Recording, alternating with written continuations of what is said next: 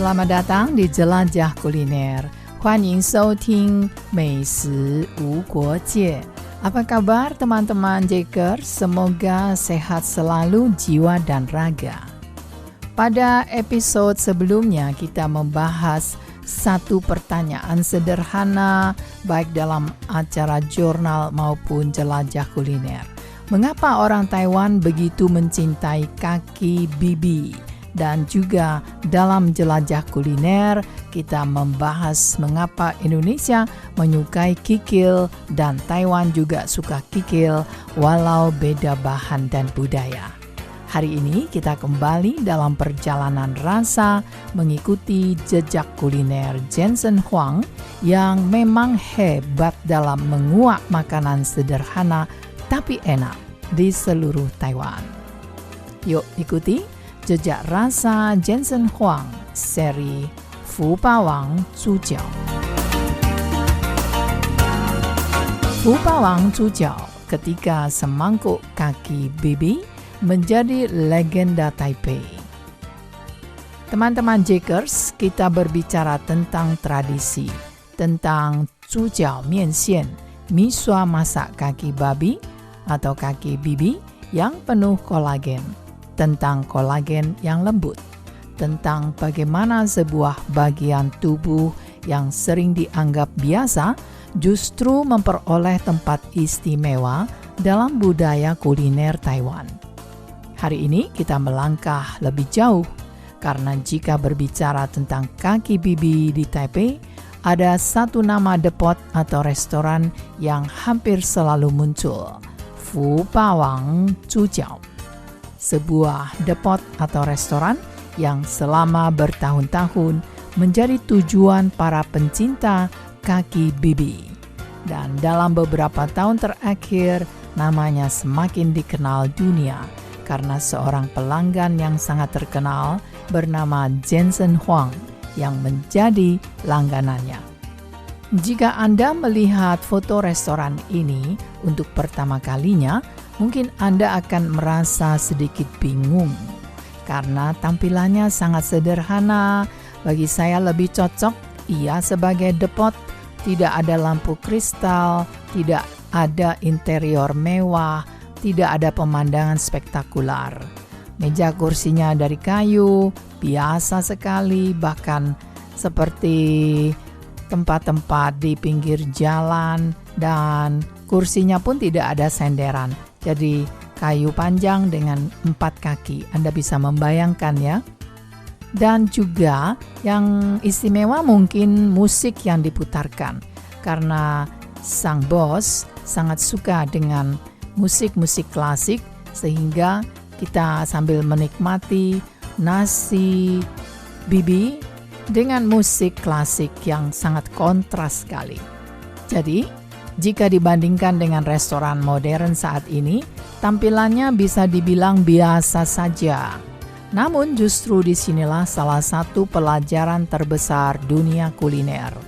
Orang tidak selalu datang kembali karena dekorasi, mereka datang kembali karena rasa.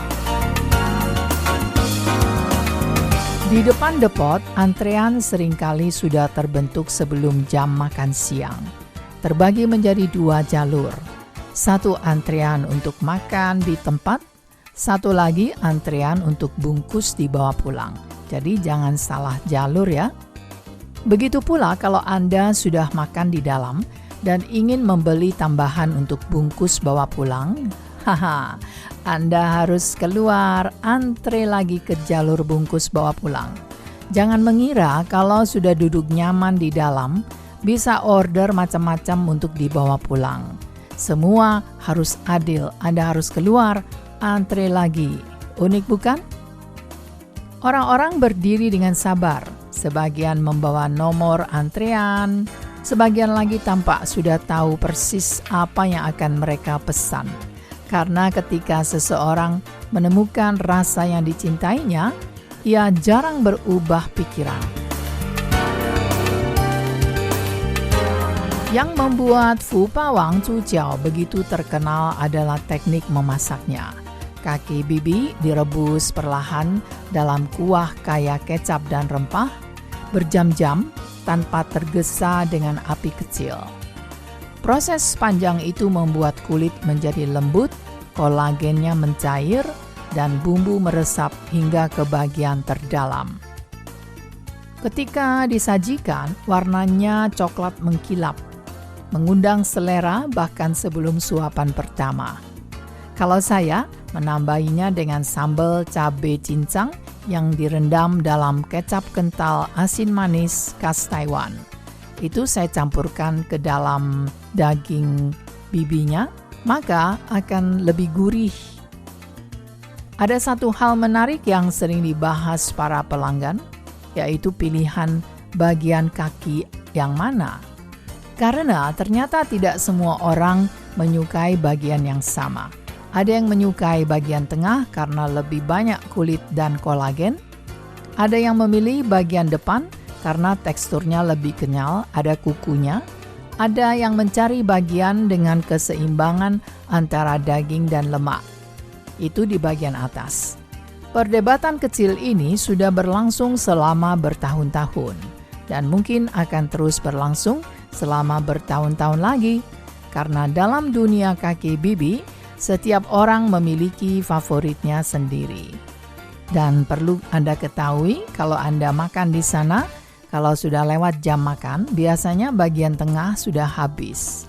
Yang ada bagian atas dan bagian bawah, yaitu yang berkuku. Lalu tibalah momen yang membuat restoran atau depot ini kembali menjadi sorotan. Jensen Huang datang. Media mengikutinya, kamera bermunculan, dan seperti biasa, masyarakat Taiwan langsung penasaran. Apa yang dimakan Jensen Huang kali ini? Mengapa ia memilih tempat ini? Dan jawaban yang muncul sebenarnya sangat sederhana, karena makanannya enak, itu saja. Kadang-kadang tidak ada penjelasan yang lebih rumit dari itu. Saya sering merasa bahwa ada sesuatu yang menarik ketika seorang tokoh besar memilih restoran atau depot sederhana. Kita hidup di zaman ketika kemewahan sering dipamerkan. Namun banyak orang yang benar-benar memahami makanan justru mencari sesuatu yang berbeda. Mereka mencari kejujuran, mereka mencari konsistensi, mereka mencari rasa yang tetap sama dari tahun ke tahun. Dan restoran seperti Fu Pa Wang Zhujiao memiliki kemampuan itu. Teman-teman Jakers, ada sebuah pemandangan yang selalu saya sukai ketika mengunjungi restoran tradisional Taiwan. Ada seorang pelanggan tua sendirian, duduk di sudut ruangan, ia menikmati hidangannya. Di depannya ada semangkuk nasi, sepiring kaki bibi kecap, kadang satu piring besar kalau Anda mengorder khusus untuk sayuran, dan juga ada semangkuk sup, tergantung di musim itu sedang musim lobak putih atau musim rebung. Nah, supnya mengikuti musim dari setiap sayur. Kelihatannya tidak ada yang mewah, tetapi ada ketenangan tersendiri, ada kepuasan, ada perasaan bahwa makanan ini sudah menemani hidupnya selama puluhan tahun, bisa saya katakan seumur hidupnya. Dan saya rasa itulah yang membuat tempat-tempat depot-depot konvensional seperti Fu Pa Wang Zhujiao bertahan terus. Mereka bukan sekadar restoran atau depot, mereka adalah bagian dari kehidupan sehari-hari masyarakat. Ketika kita mendengar nama Jensen Huang, kita mungkin langsung membayangkan masa depan, chip AI, robot, superkomputer. Namun, ketika kita duduk menikmati semangkuk kaki bibi di Taipei, saya justru melihat sesuatu yang lain. Melihat hubungan manusia dengan kenangan. Terima kasih teman-teman sudah menemani perjalanan rasa hari ini. Sampai jumpa lagi dalam episode berikutnya. 再见。